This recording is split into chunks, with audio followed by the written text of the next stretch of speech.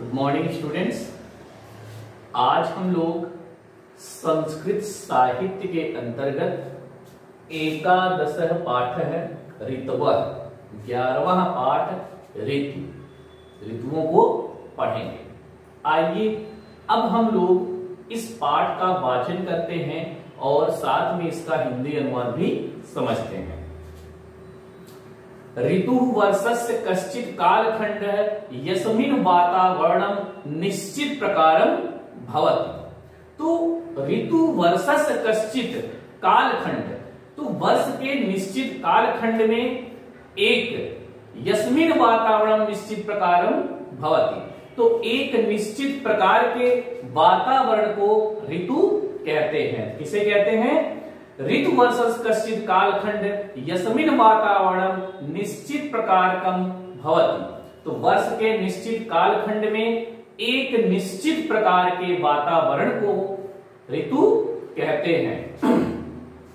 समग्र वर्षस्य कालः षट्सु ऋतुषु विभक्तयः। तो पूरे वर्ष काल में 6 ऋतुओं में बटा हुआ है। ऋतुवः षट् संख्या का यथा, तो ऋतुओं की 6 संख्या इस प्रकार से हैं। वसंतः, ग्रीष्मः, वर्षा, शरदः, हेमन्तः, शिशिरः च। तो वसंत, ग्रीष्म, वर्षा, शरद, हेमंत और शिशिर।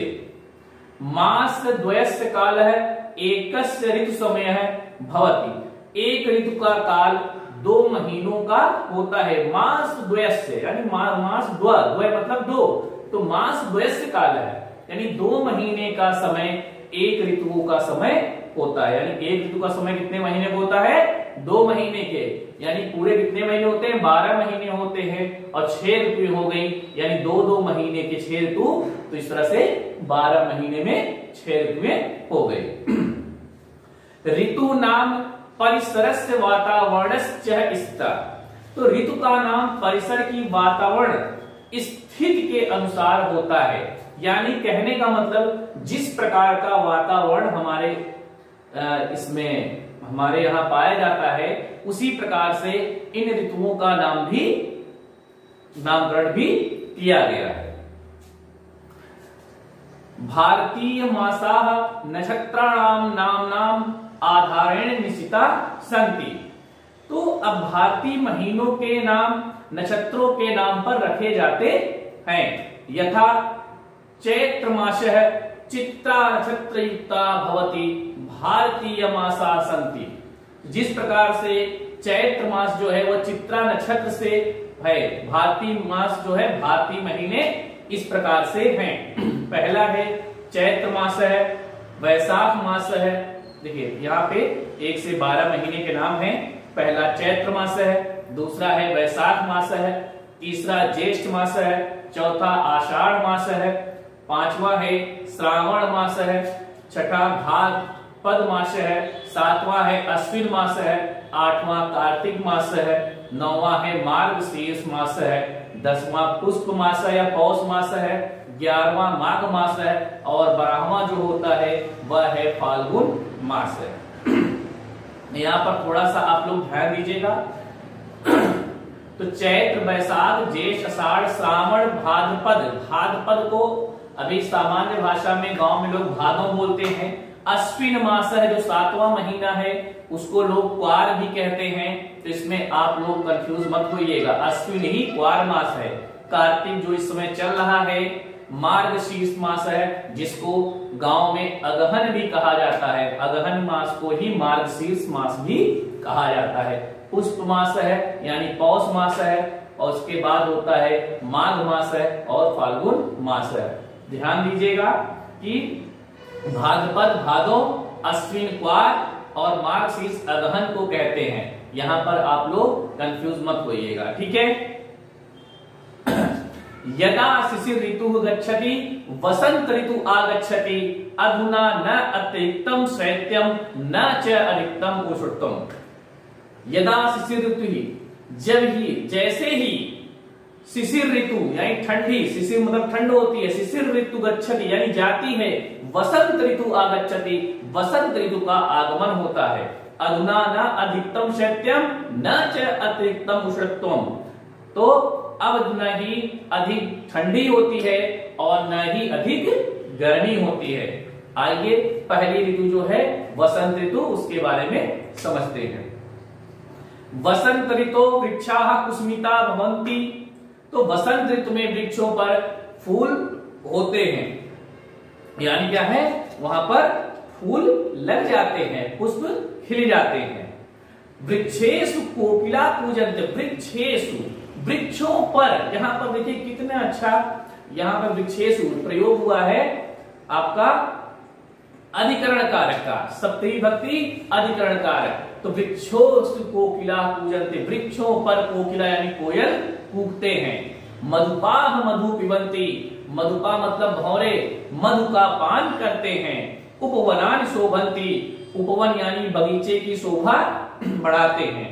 वसंते न अति उष्णम न अति शीतम च भवति। वसंत ऋतु में न ही अधिक गर्मी होती है और न ही अधिक ठंडी होती है। सूर्योत्तप अपि सुखद भवति। सूर्य का ताप भी सुखद होता है, यानी सूर्य का प्रकाश भी, जो धूप होती है वह भी आपको अच्छा लगता है। चैत्र वैशाख मासयो वसंत ऋतु भवति। चैत्र वैशाख मास जो होता है वो वसंत का महीना होता है। वसंत ऋतु ऋतुराज अपकथते। तो वसंत राज को ऋतुराज भी कहा जाता है। अस्या विविधानि नामानि सन्ति यथा मधुमासः कुसुमाकरः ऋतुराजा च। इसीलिए इसके विविध प्रकार के कई नाम हैं, जैसे कि मधुमास है, कुसुमाकर है और ऋतुराज है। अब देखते हैं हम लोग ग्रीष्म ऋतु। ग्रीष्म ऋतु, ग्रीष्म ऋतु। ग्रीष्म ऋतु अस्माकं धरा सूर्यं निक्षा भवति, अतः सूर्यं तीव्रं तपति, नद्यादिषु जलं शुष्यति, दिवा वर्धते, जनाः तापमनुभवन्ति, ज्येष्ठाषाढ़ मास्यो ग्रीष्म ऋतु भवति। तो ग्रीष्म ऋतु अस्माकं धरा सूर्यं निक्षा भवति। तो गर्मी के महीने में, ग्रीष्म ऋतु में हमारी पृथ्वी जो होती है वह सूर्य के निकट होती है। अतः सूर्यम तीव्रम तपति, इसलिए सूर्य जो होता है बहुत अधिक तपता है। नद्यादिषु जलम शुष्यति, नदियों का जल जो होता है वह सूख जाता है। दिवावर्ते, दिन जो होते हैं बड़े होते हैं। जनाः तापम अनुभवन्ति, और लोग जो होते हैं वह गर्मी का अनुभव करते हैं। ज्येष्ठ आषाढ़ मासयो ग्रीष्म ऋतु भवति। ज्येष्ठ और आषाढ़ का महीना जो होता है वह ग्रीष्म ऋतु होता है। वर्ष ऋतु है यानी वर्षा ऋतु। वर्ष तो मेघाः वर्षन्ति, पर्वता शीतला भवन्ति, नद्यादयः जलपूरिता भवन्ति, भूमिः शस्य श्यामला जायते, कृषकाः नन्दन्ति, श्रावण भाद्रपद मासयो वर्षति भवति। तो वर्षा ऋतु, वर्ष तो मेघा वर्षन्ति, तो वर्षा ऋतु में मेघ यानी बादलों से वर्षा होती है, बादल बरसते हैं। पर्वता शीतला भवन्ति, और जो पर्वत होते हैं वह शीतल हो जाते हैं यानी ठंडे हो जाते हैं। नद्यादयः जलपूरिता भवन्ति, नदियों के जल जो होते हैं वह जल से मग्न हो जाते हैं यानी जलमग्न हो जाता है।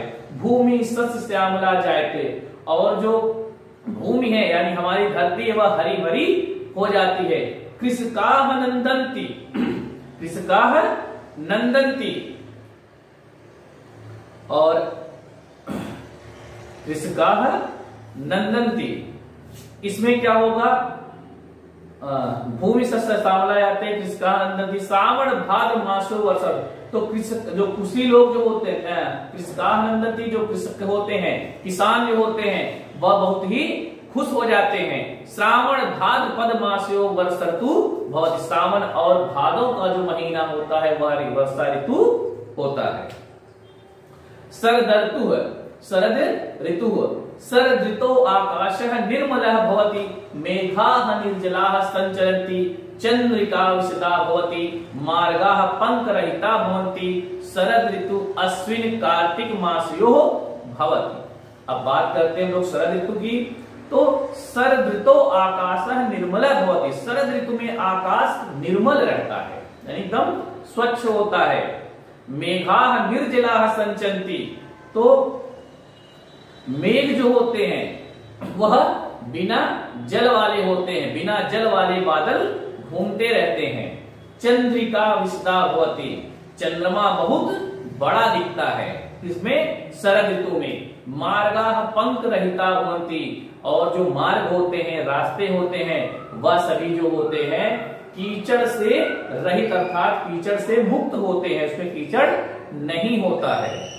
शरद ऋतु अश्विन कार्तिक मासयो भवति, शरद ऋतु जो होता है वह अश्विन और कार्तिक के महीने में होता है। अब आगे देखते हैं।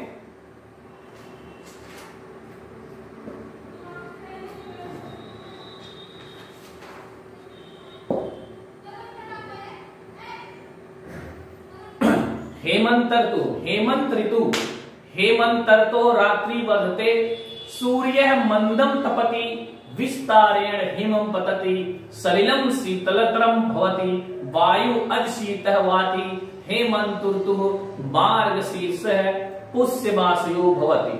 अब हेमंत ऋतु की बात करते हैं तो हेमंतर्तो रात्रि वर्धते, हेमंत ऋतु में रात बड़े होते हैं। सूर्य मंदम तपति, सूर्य जो होता है बहुत ही कम तपता है, यानी उसकी धूप कड़ी नहीं होती है। विस्तारेण हिमं पतति, और कहीं कहीं बर्फ भी गिरता है। सलिलम शीतलतरम भवति, और जो हवा होते हैं वह शीतल बहती है। वायु अधशीतः वाति, पानी जो होता है वह हवा बहुत कहीं कहीं बर्फ भी करता है और वह हवा बहुत ठंडी हो जाती है। वायु अधशीतः वाति, और एकदम से ठंडी हवा, वायु जो अधशीत है बहुत अधिक ठंडी होती है। हेमंत ऋतु मार्गशीर्ष पुष्यमासयो भवति, हेमंत ऋतु जो होता है वह मार्गशीर्ष यानी अगहन और पौष मासस्य यानी पौष मास के महीने में होता है। शिशिर ऋतु है। अब बात करते हैं शिशिर ऋतु यानी कि जो ठंडी का महीना होता है। शिशिरतो वृक्षेभ्यः पर्णानि पतन्ति, समस्यानि फलन्ति, शीतम अधिकतरम भवति, शिशिर ऋतु माघ फाल्गुन मासयो भवति। तो शिशिर ऋतु में वृक्ष से क्या करते हैं, वृक्षेभ्यः पर्णानि पतन्ति, शिशिर ऋतु में वृक्ष से पत्ते गिरते हैं। सस्यानि फलन्ति, पौधों में नए पत्ते आते हैं। सस्यानि फलन्ति, पौधों में नए फल भी लगते हैं। शीतम अधिकतरम भवति, ठंड बहुत ज्यादा होती है। शिशिर ऋतु माघ फाल्गुन मासयो भवति, शिशिर ऋतु जो होता है माघ और फाल्गुन के महीने में होता है। प्यारे बच्चों, यह तो ऋतु है यानी कि हिंदी के 12 महीने के नाम, और इसमें 6 ऋतुएं जो होती हैं उसमें कौन कौन से होते हैं, आपका ग्रीष्म ऋतु, वर्षा ऋतु, शरद ऋतु, शिशिर ऋतु, हेमंत और वसंत। इस प्रकार से इसमें 6 ऋतुओं के बारे में वर्णन किया गया है।